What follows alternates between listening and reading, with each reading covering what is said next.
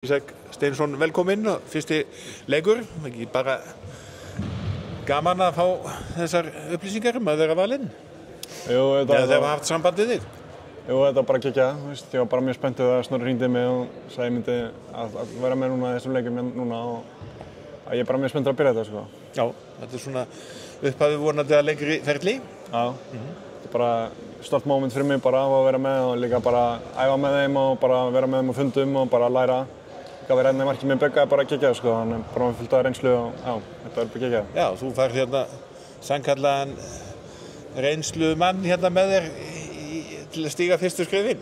Já, þú veist líka í Drammen er ég bara með unga markmann með mig, skilju, þannig að líka fint að fyrir mig að upplifa að vera með svona, bara upplifa allt eða, þannig að þetta er bara geggjað. Og hafa reyndan mann sem hefur þekkt þetta alls saman. Já, þetta verður bara mjög gaman líka vera með Róland sem markmannsþjálfari, ég held að þetta verður bara mjög fint. Já, Björgi var náttúrulega byrjaði í landsliðinu áður en þú fæddist, þetta er stórt aldurspil. Já, þetta verður bara fint held ég, ég vil laka þetta bara til að kynnast honum og kynnast hópinn og bara, byrja þetta. Þetta er svona næsta skref, þú ert náttúrulega búin að vera með yngri liðunum undanfarin ár. Já, þetta er bara búin að vera núna 3 ár með yngri landsliðum og líka örugglega klára þetta í sumar með U21, en bara geggjað að fá að vera með landsliðinu núna. Varstu eitthvað að horfa til þess að leika frekar með Noregi en Íslandi? Nei, ég bara valdi þetta bara fyrir 3 árum og ég hef bara aldrei séð eftir því, þannig ég ætla bara alltaf ára með Íslandi, já.